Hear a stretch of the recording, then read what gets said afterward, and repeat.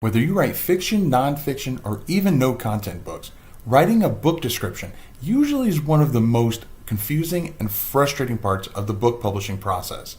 Well, in today's video, I'm going to try to help demystify book descriptions by showing you book descriptions that sell by making your text pop. So stick around.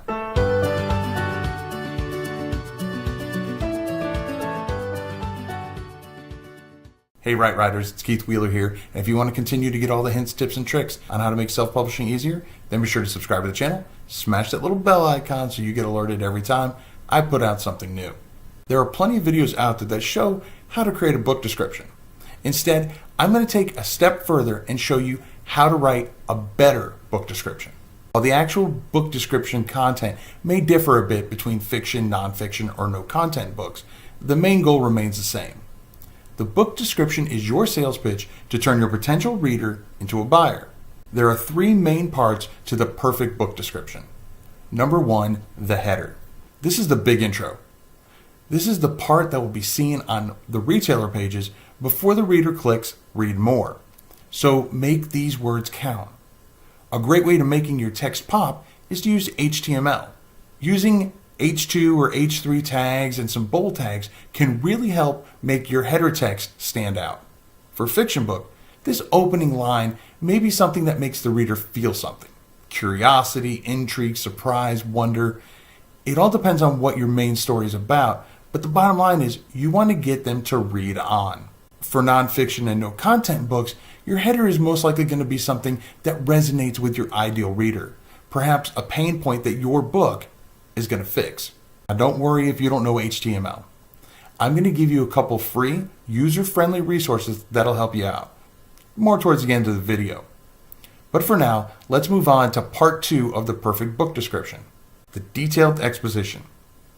If the header is your appetizer, then the detailed exposition should be looked at more like your main course. You want to make sure, just like in your book, that you don't overwhelm the reader with just a wall of text. Smaller, more manageable paragraphs, along with a few HTML tags peppered in here or there, can really help keep your reader interested in your story. For fiction, this is where you can describe your plot, key characters, and settings. You'll also use this area to help familiarize your potential reader with your voice and style of writing. For nonfiction and no content books, this is where you'll cover in more detail what your book is actually about and how it will help your reader. Bullet points come in extremely handy in this area, not only to help make your perfect book description stand out and pop, but also it helps break up the monotony of just having a wall of words. Speaking of bullet points, stick around and I'm going to show you how to really spice up your bullet points and make your text pop even more. The third part of a perfect book description is your strong close. Well, we've already had the appetizer, we've already had our main course, now it's time for dessert. You want to end your perfect book description with a strong close, which would include a call to action. You want to reemphasize why someone would want, or better yet need, to buy your book. If someone has gotten this far into your book description, they're already interested. You've got them on the hook. So seal the deal with a strong call to action. I usually put in my strong close, and then my call to action is a variation of scroll up and grab your copy today. Just like with your headline, you want to throw in some H2 or H3 and some bold tags to really make this stand out. Now, if you don't know HTML code, don't worry, we've got you covered.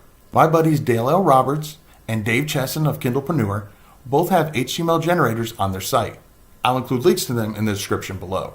You simply put in your book description text, then you highlight, bold, underline, change font size, whatever you want to do until you get your text to really pop the way you want it. And then you click a button and get the HTML code. You simply drop the HTML code into either KDP's description or any other self-publishing platform that you want to use that accepts HTML code. Did you see what I did there?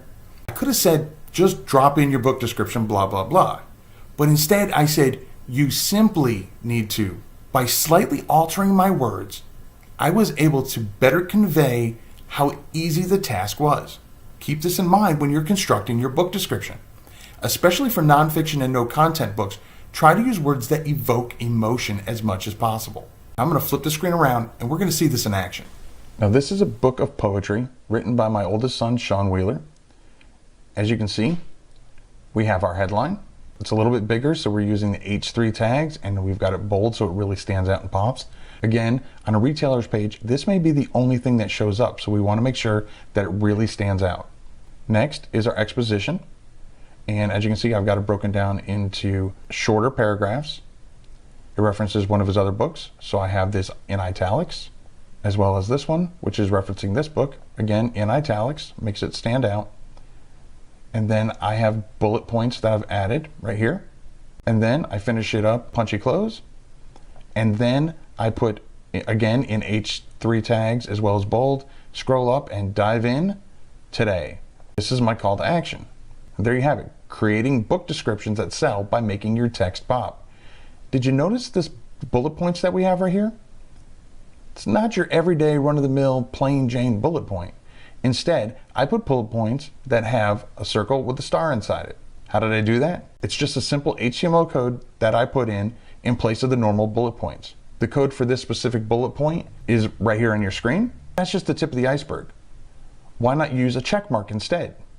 Perhaps you have a no content book that includes Bible verses. You can use crosses for your bullet points. Here's how I do it.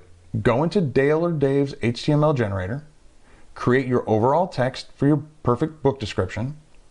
You're going to take that HTML code you get from their generator and just copy and paste that into a text editor like Notepad. Then head on over to kwheelerbooks.com/symbols, and it'll take you to one of the sites that I use for finding unique symbols for my bullet points.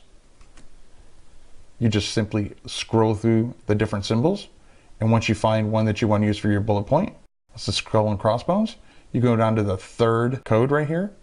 This is your HTML code, it says it right below it. And you're going to copy that code and replace the current bullet point code that you have, replace it with this, and that's really all you have to do. Then you take your entire book description, copy it, paste it on over into KDP or your preferred self-publishing site, and there you have it. That's all it takes. Now, knowing how to write a better book description will definitely better your chances of selling more books.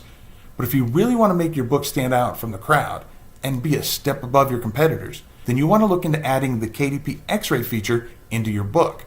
It's a bonus feature for your reader and absolutely free for you to add in.